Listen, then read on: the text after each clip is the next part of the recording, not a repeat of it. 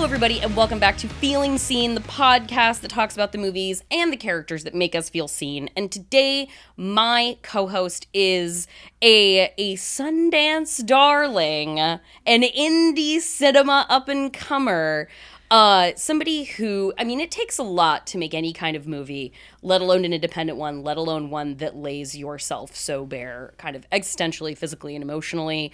And I have with me today the writer, director, and star of the 2025 Sundance premiered Bunnylovr, Katarina Zhu. What else do the people need to know about you before we get started? I feel like you covered it. Okay. I feel like you pretty much covered it. Okay. Yeah. Now, well, I guess then to get like a sense of sort of like beyond like the broader, when you started getting into filmmaking, when you started being like, this is what I'm going to do. What were the stories that interested you? I'm just wondering about some movies that were like, I watch these kinds of movies all the time when it's recreational, or like, I'm really a horror girl or a comedy girl at heart. Like, do you have sort of like, what's your home kind of cinema that you retreat to? I feel like my favorite films are sort of very like naturalistic, more slice of life, like very like that feels like Bunnylovr. That feels like Bunnylovr. Exactly, okay, exactly. Yeah, like I think a movie that I could watch over and over and over again is American Honey, like Andrew Arnold. Whoa, okay, yeah. Wait, what was that's a big whoa. No, well, I'm just considering the character selection that we will get into as well. I'm feeling like you have an appetite for like a full meal of a movie emotionally. Yep. Because American Honey is, it's not necessarily breezy.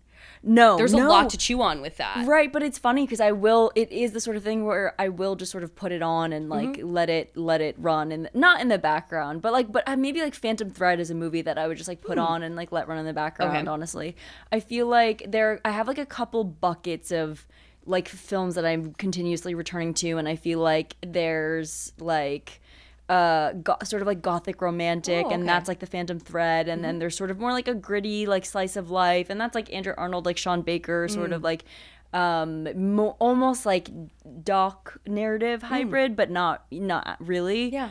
And that is the style that I sort of wanted to emulate with Bunnylovr. Okay, well, let's get into it first with Bunnylovr. Tell the folks, what is Bunnylovr about?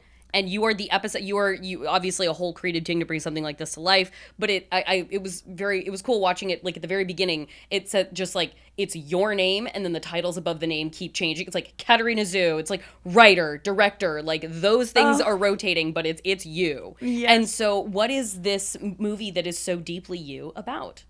This movie is about a young woman who is a cam girl, and she's sort of at this low point in her life. She's like just been gotten out of a relationship. She's feeling sort of like heartbroken and lost and lonely, and she develops a relationship with one of her clients. And he sends her a gift in the mail, which is a pet bunny. And then the intro of this bunny in this movie is honestly one of my favorite parts about it. Just like this slow rise into the camera of you inexplicably holding this fucking rabbit, and everything that's gonna happen after. But yeah, we wanted it to feel sort of. Oops, sorry, bumped the mic. We wanted it to feel sort of like love at first sight, or like it's sort of like euphoric, like love at first sight almost. You know, when you're like, but yeah. So it's about this young woman, and she's a cam girl, and she has a relationship with one of her clients that sort of becomes a sort of like. Pawn in this like within their relationship, and it gets quite the way that I described it is like toxic, their relationship, and then at the same time she is reunited with her estranged father, and so those sort of like as her relationship with the cam client develops, her relationship with her newly rekindled relationship with her father also is developing, and then she also has like her best friend Bella, played by Rachel.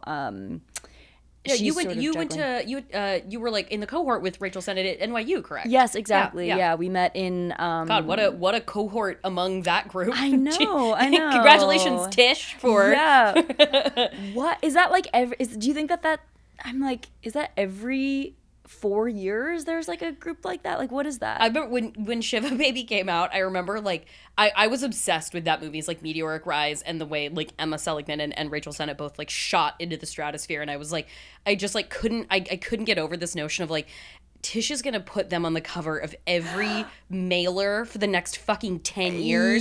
Be like, come make your dreams come true by being an NYU art student. Totally. And you know what? They are gonna fundraise off these people for a generation. They're gonna be asking these people to come back to give talks every single year. And here you are. And here you are out here, a face of the royal purple.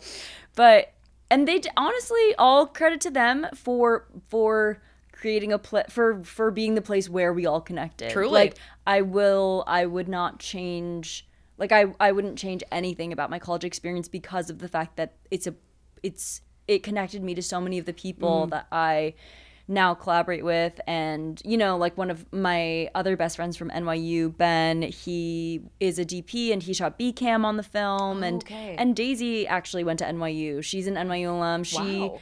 And Ben had worked on, like, commercial sets together, but she's, like, I think 4 years older than us. So shout out NYU. A feeder system, a real feeder system. Exactly. Is it okay if are you a person of cam experience yourself? No. So the only reason I ask is because one of my favorite screenwriters is a woman of Issa Matzei. Yes. Who made obviously Cam and has the upcoming Faces of Death. Yes. And collaborated with Daniel Goldhaber on incredible, like, How to Build Up a Pipeline filmmaking team, like, incredible. So the women of cam experience out here crushing it. Danny was at our premiere, our after party. What a talent. Yeah. He and I actually talked to him about like, sort of the interface of because I think he did a little bit of VFXing, but, you know, he had in Cam, there was the Cam site, and I really wanted to do everything practically, which we did end up doing, and so that required, like, a couple sort of, like, tech workarounds where it's like my laptop and Austin, who plays the Cam client, his laptop were hardwired to each other. Oh, okay. And he was we shot in this, like, little, like, 12 by 12 foot studio, basically. I think I read that it was very hot. It was really hot. And is that, really like, there are, like, the camera is often, like, really hanging in close to you. There are little, like, beads of sweat on your nose. Is that, like, that's, like, really happening because it's fucking hot? I was this is a phenomenal detail, actually. The claustrophobia of just, like, this person sitting, beading with sweat, like, hustling their nightlife as a cam girl. I was like, I'm feeling it. Yeah. I'm feeling the grind here. Well, thank you for pointing that out, and I'm happy that I'm glad that that detail is appreciated. I remember so specifically shooting that scene, and I was getting so sweaty because I was sort of, like, moving around, and it was a little box with, like, a bunch of people in it, and so I was getting super sweaty, and I could feel the sweat on my nose. And I remember asking my producer Ani and Daisy, my DP, like, should I wipe the sweat off my nose? And they were like, no, we love it. No, they were so right. And so yeah, it was this little tiny shoebox of a studio apartment, and I'm in the room, which is just the space, whatever. I was in the bedroom, which is the entire space, and then like 10 feet away from me in the bathroom, Austin, the cam who plays the cam client, is sitting in, and we had to get him, like, a fan to, you know, like, in the bathroom because it was, like, so hot in there too. But our laptops are hardwired to each other. Wow. And we can't close the door because the wire is, like, stuck. The wires are stuck in the door, and so we, like, have it definitely ate up time on set because we couldn't figure out at first, like, I didn't want us to be able to hear each other. I wanted it to feel like we were talking over webcam. And so at first we tried it, but there was an echo sort of, like, bouncing you know. It's like, well, this is untenable. Like, Yeah, like, exactly. I'm not getting lost in this. Exactly. And so, and then we tried putting like a sound blanket over the door, and we tried shutting it as much as possible, and nothing was working. So ultimately, I think we like kept the door open, and then at certain points, it's like I would have like an AirPod in one of my ears, and Austin had, like, we made the character decision that Austin's character would wear headphones. Yeah. And so that helped us with the feedback. And indie cinema, ladies and gentlemen. Cinema. This is, and also reminiscent of like the stories of the Shiva Baby team in like 100-degree August weather, small house, sweating their asses off, trying to make it happen. It's like a rite of passage to shoot your indie in August in New York City, and then sprint for like 3 weeks to get it ready for Sundance. I think that's just like canon event. Yeah. Well, okay, so there is fascinating crossover between the character that you have picked to discuss and your movie. So tell us what you brought to discuss today. Yes. And give us a little overall primer on why. Okay, yeah. So I feel like I should have rewatched it. I rewatched this film. The film that I chose is Nymphomaniac, Volume 1. Volume 1. But Volume 2, there are 2 volumes, people, and she chose Volume 1. And I don't endorse, not that I don't endorse, but I remember watching Volume 2 and not really being as into it. Sure. So I'll just say that. So the young Joe is really the core here. Yes, yeah, exactly. Young Joe, played by Stacey Martin.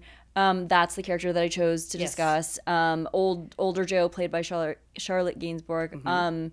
And it's about this young woman who is a self-described nymphomaniac, and she's sort of dealing with this.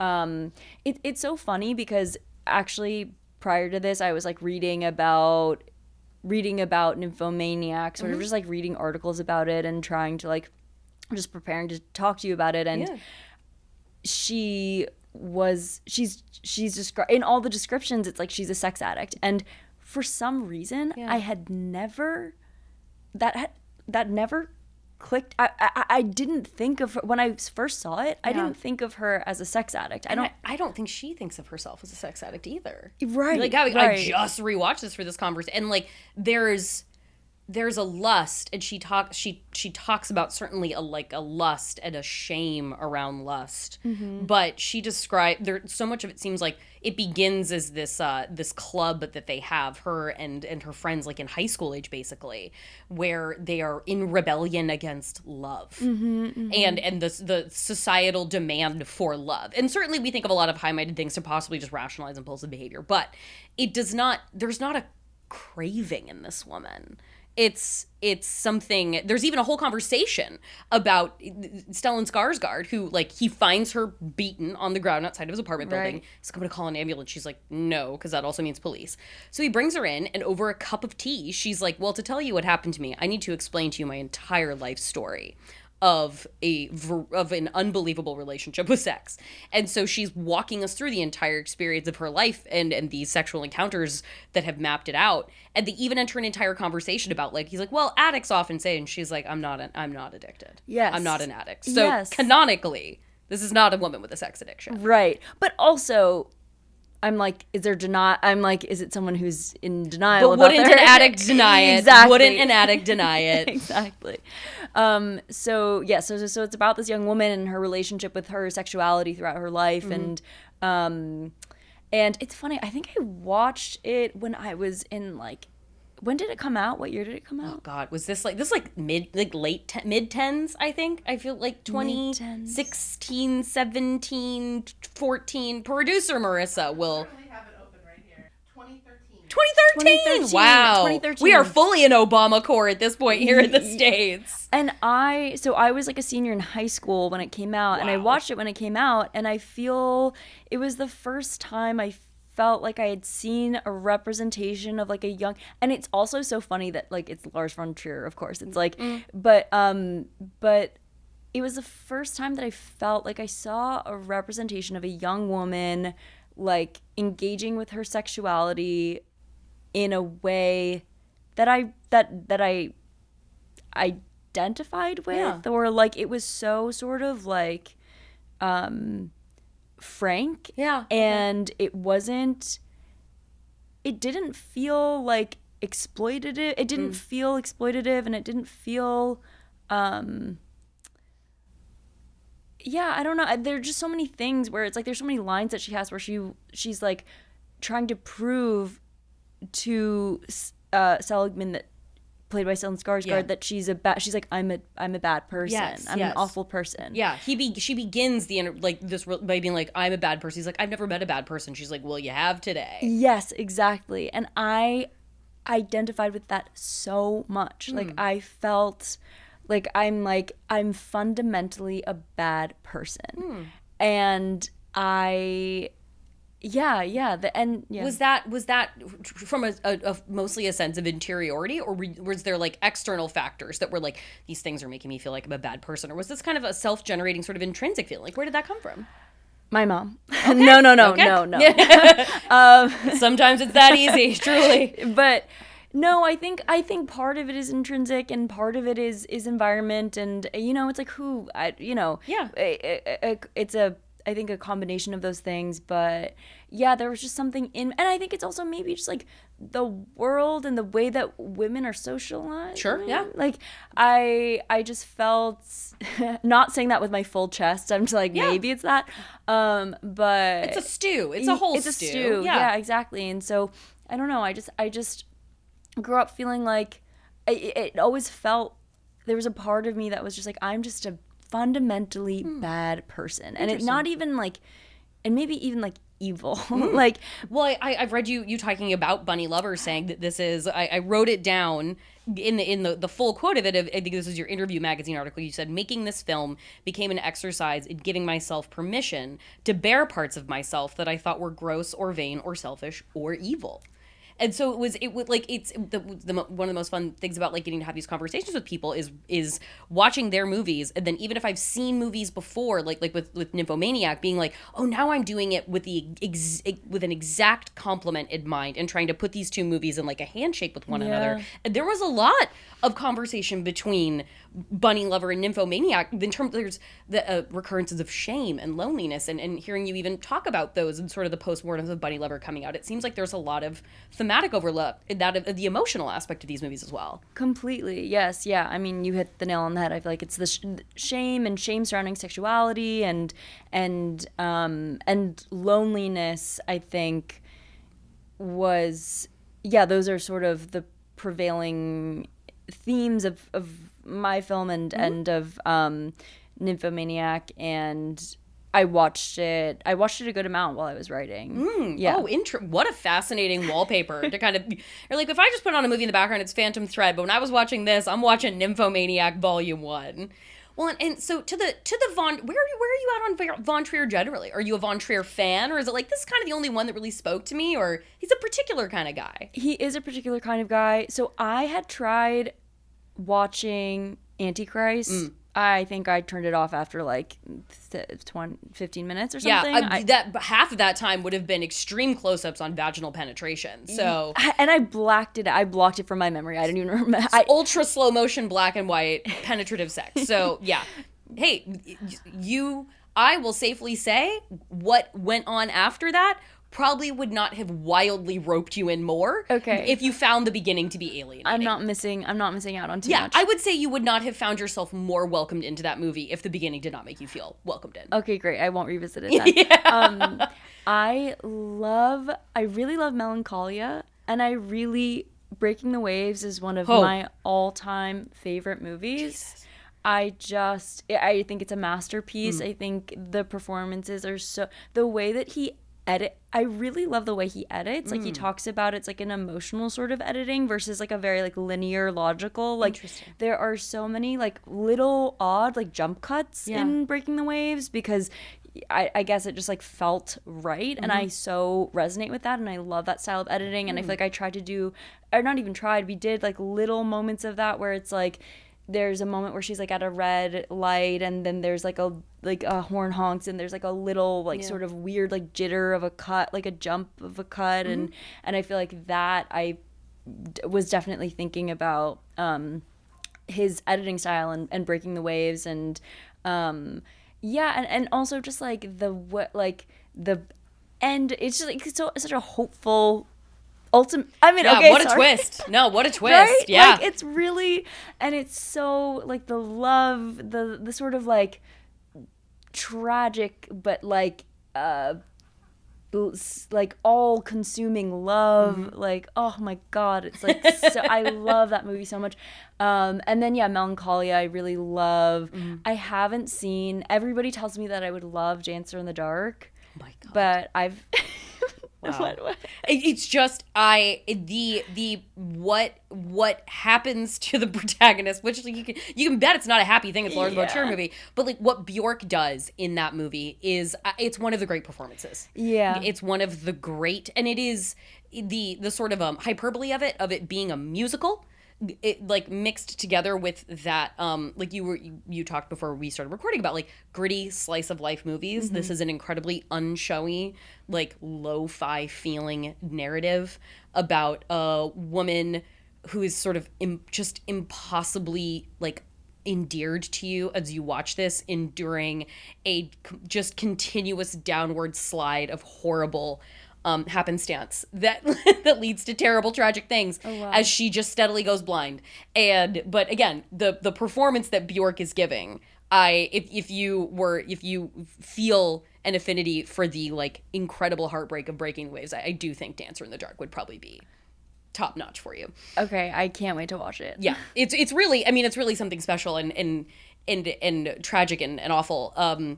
Which makes me think of something that I was reading about with you talking about Bunnylovr. You mentioned in an interview that there was a producer early on who read the script where at the time that script had more violence in it than the ultimate result in the film. And this producer like talked about like what is the feeling you really want the audience to walk away from and a level of alienation, and you settled on taking out some of that larger violence.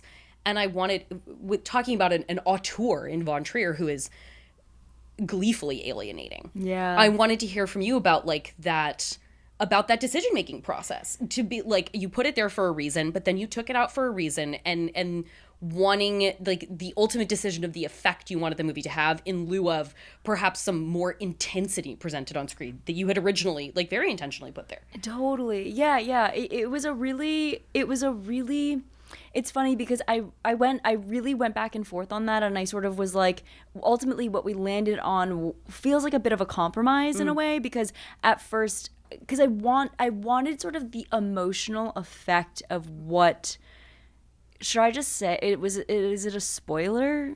Or I don't know. What we can, I think it is a spoiler, and okay. I want to talk, let's talk around it. Okay, let's talk around it. So basically it went to a darker place. Sure, yeah. The original version went to a darker place, and I feel like I would say the movie that is available that will be available to watch is like there's a lot of suspense in like what is the depth of darkness that we're going to, how much danger am I in right now? Yes. And perhaps there was a further commitment to the realization of like, are you worried about how much danger you're in? You're in that exact fucking amount of danger right now. Totally. Okay. Yeah. And so I feel like I wanted a similar, like I wanted the gravity of the darkness without fully going there, which I feel like was what we sort of ultimately ended up at, where it's like you think something happens and it maybe doesn't happen, and so that's where I ultimately landed, but I did it wasn't an easy decision to make, because I do feel that, I don't know, it's so, I guess like I'm thinking, like talking it out in real time, because what you said about like Lars von Trier being an alienating, like not being afraid to alienate the audience is making me be like, wait, I should have I should have made it super dark. No, I wanted to kind of ask about that too, of like that sense of what did the effect of putting a further exploration into danger, did that exercise what you needed it to by having it in a draft if it didn't make it to screen? Or like, do you feel, even like as you work on more things, do you feel pulled toward that same sort of level of danger perhaps that you once had, but is it like, no, I still actually want to live there? Okay, you know what's so funny? I'm on like a second draft of my second script, a feature, and this producer who gave the note I'm working with again. Oh. And they're or not sorry, I'm not working with again. I'm working with on this next thing, and I am drawn to in this new script there's a moment where he was like, that feels like a bridge too far.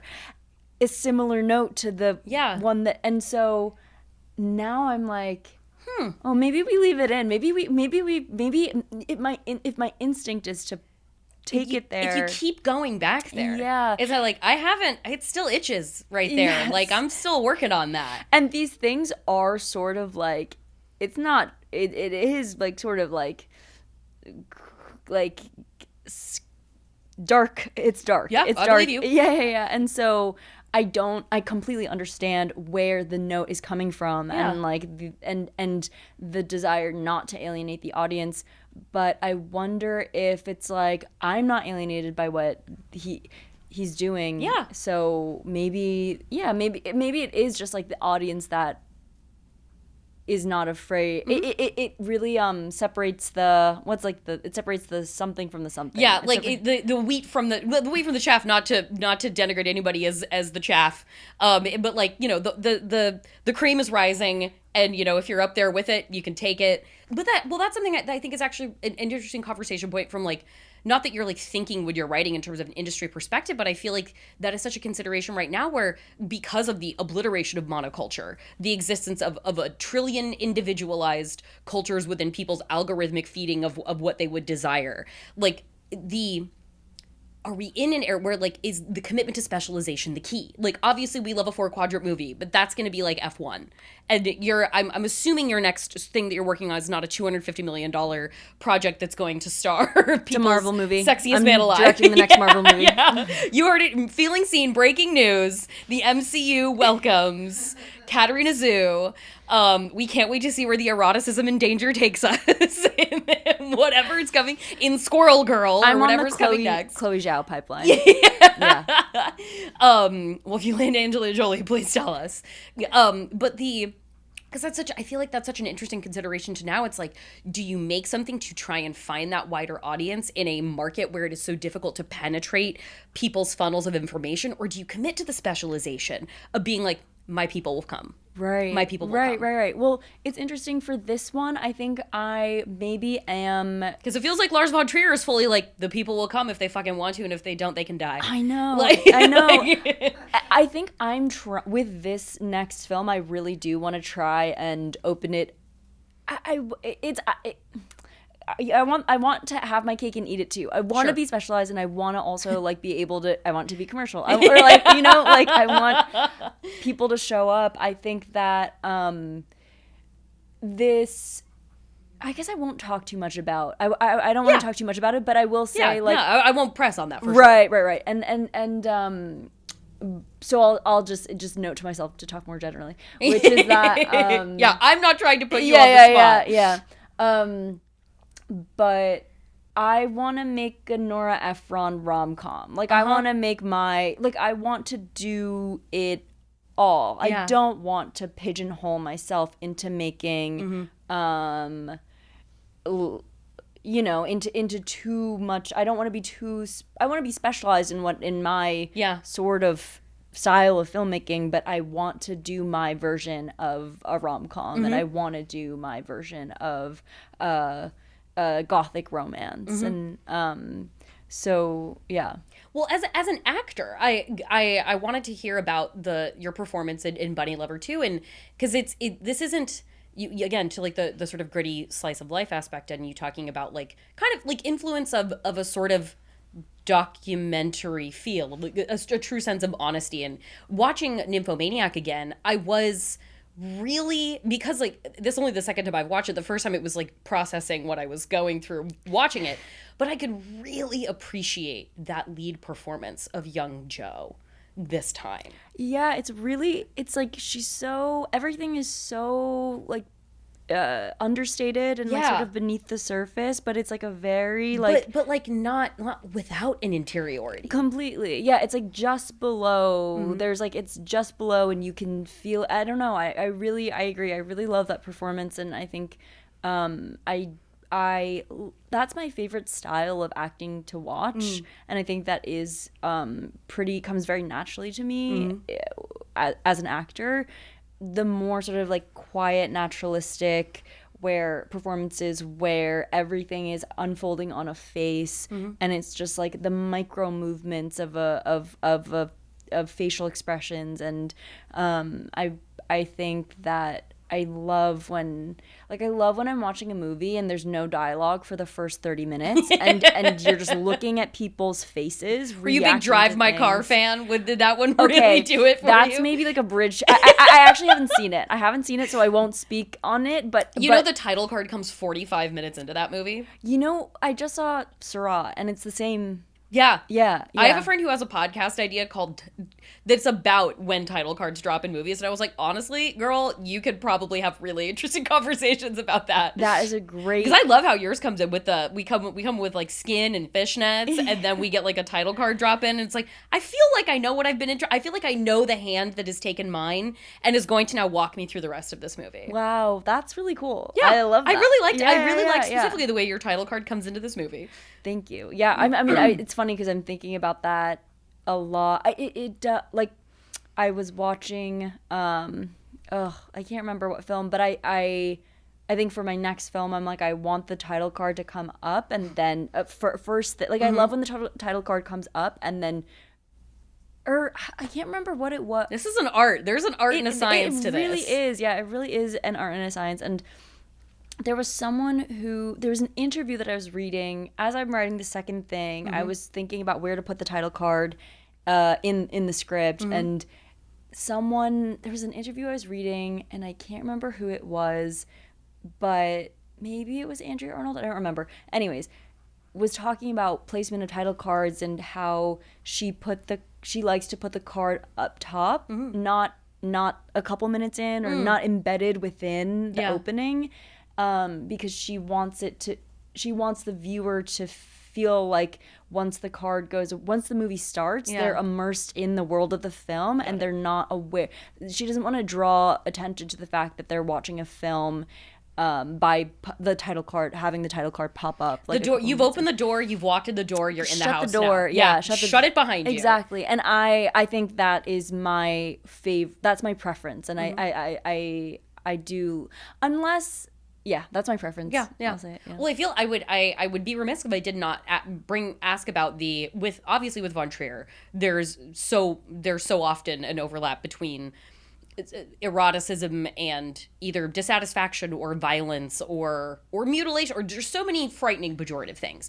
And Charlotte Gainsbourg is such an incredible vessel in his movies, because nobody can convey like a detached like sense of shame and regret while also just being like the most surgical presence possible, like her. And there is obviously like eroticism and threat or ominousness and violence find, like there's the Venn diagram of that as well in Bunnylovr. And I wanted to, is that a continual theme? Is that just a sort of present theme for you in art that you want to explore? Or is it like, this is something I need to kind of like get out of my system? Or I don't know, I just kind of want to hear from you about your interest in that kind of overlap. Absolutely. No, I think it is something that I'm discovering in developing new projects that is a theme that I'm really returning to and interested in. And it's funny because how interesting to like self-discover being like, wow, I just keep going back here.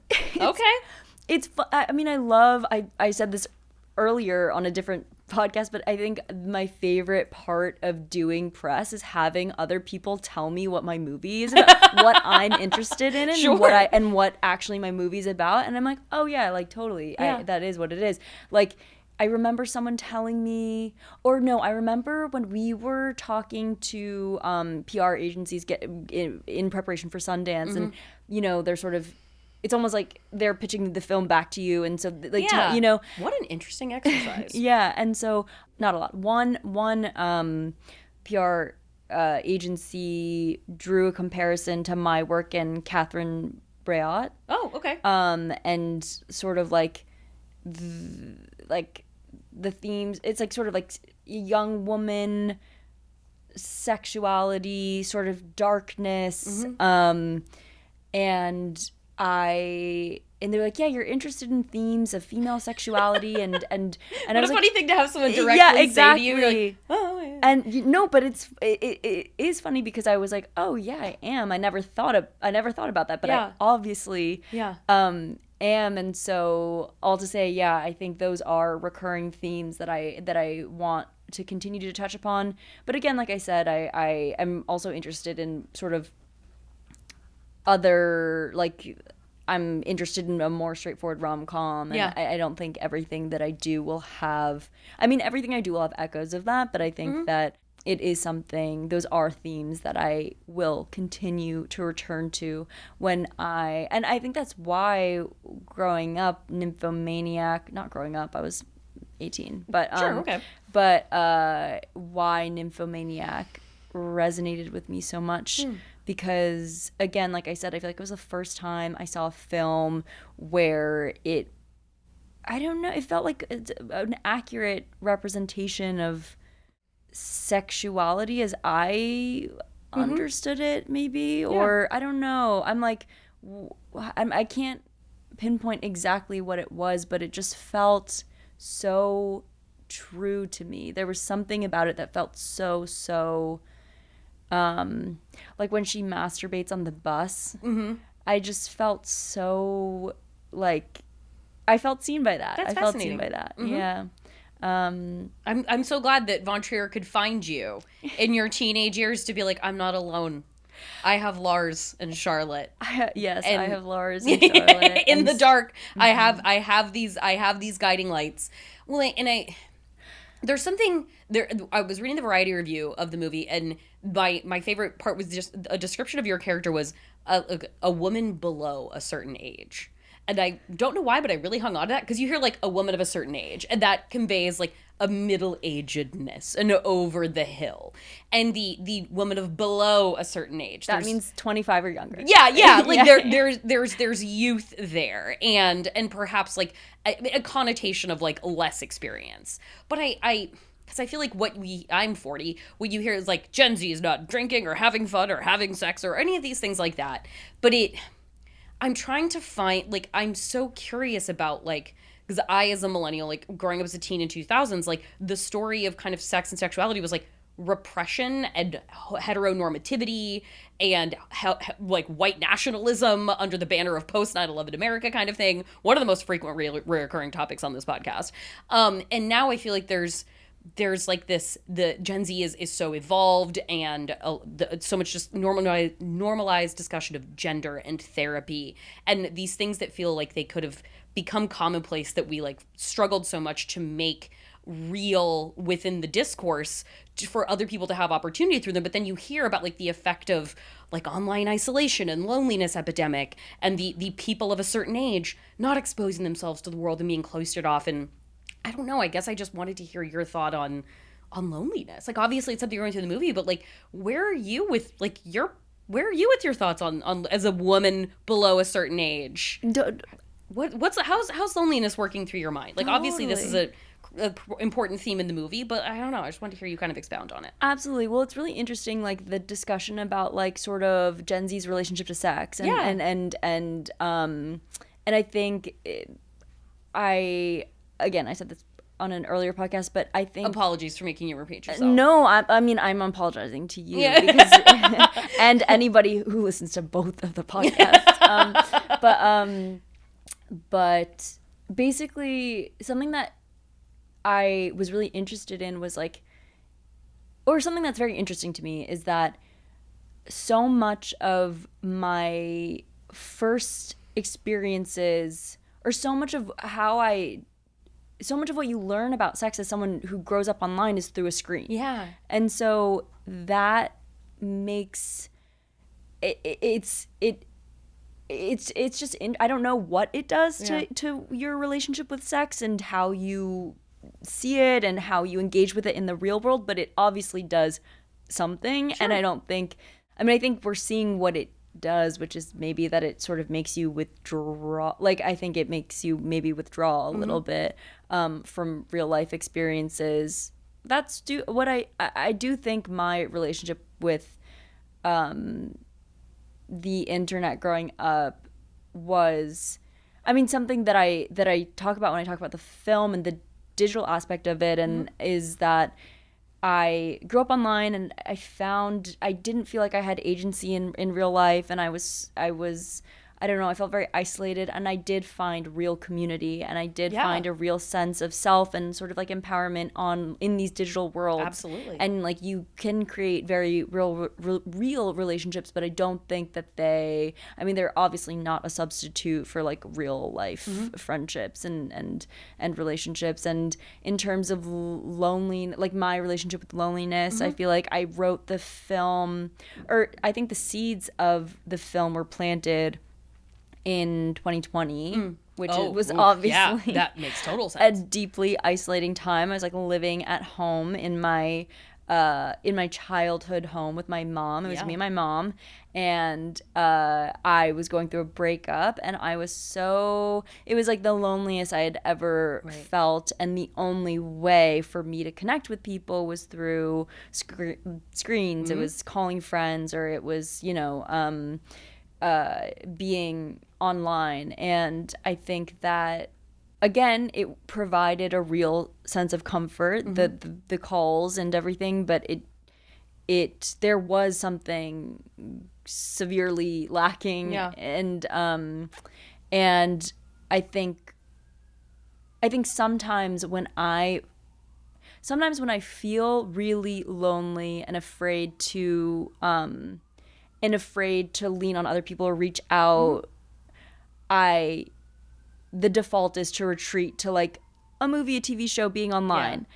The default is to do that, and it's useful up to a certain point, but I think it's like that has to be in combination with real life connections. And I don't know, now I feel like I sound like I'm like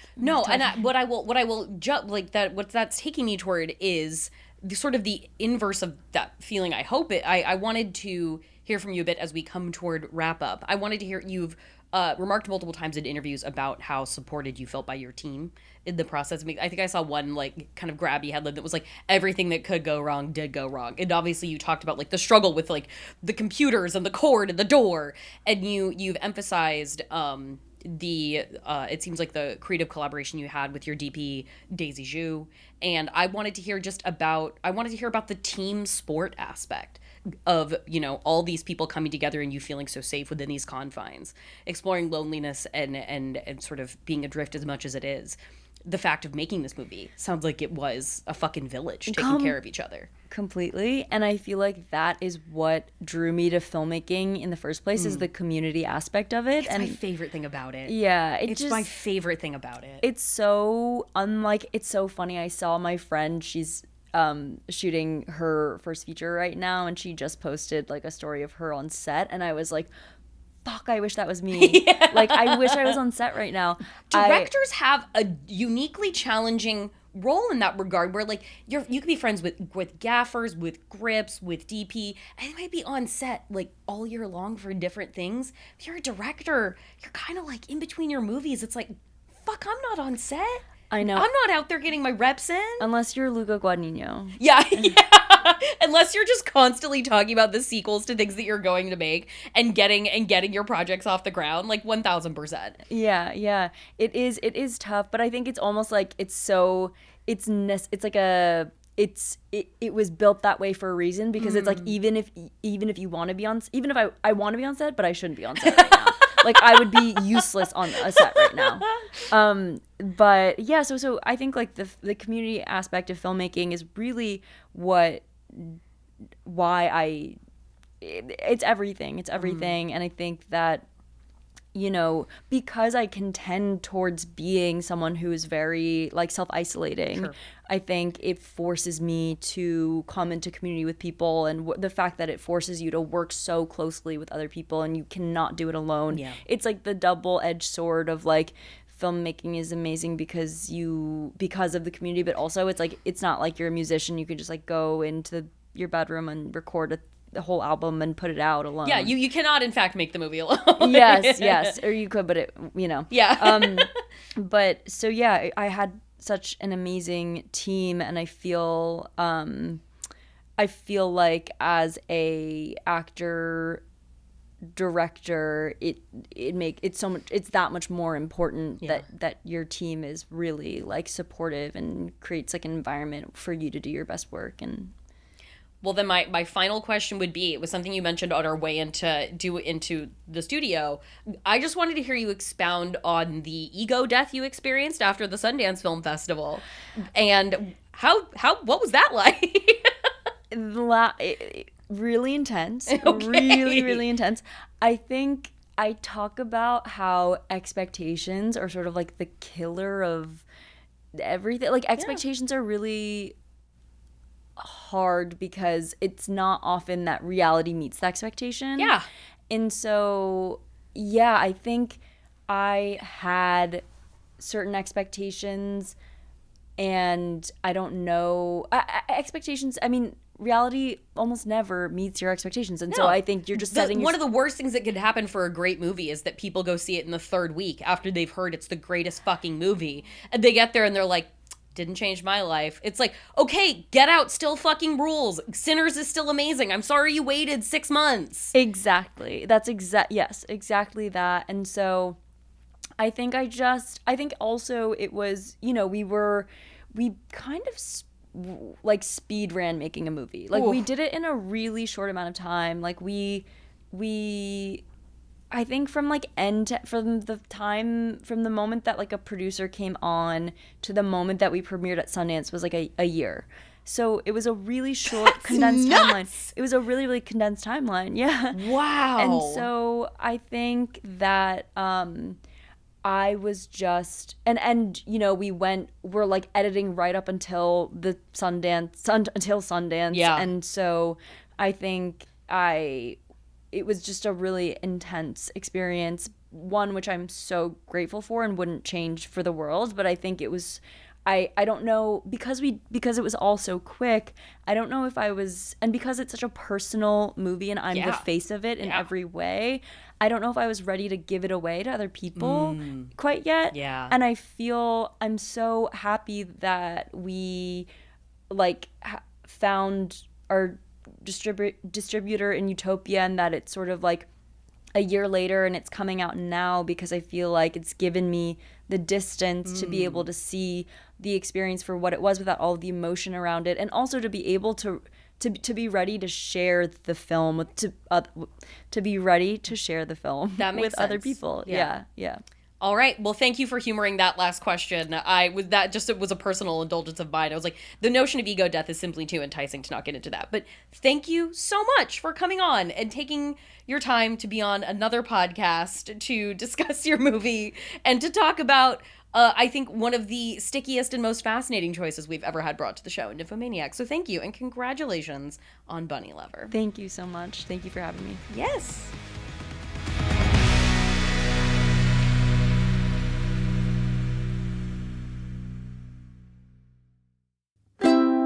Maximum Fun, a worker-owned network of artist-owned shows. Supported directly by you.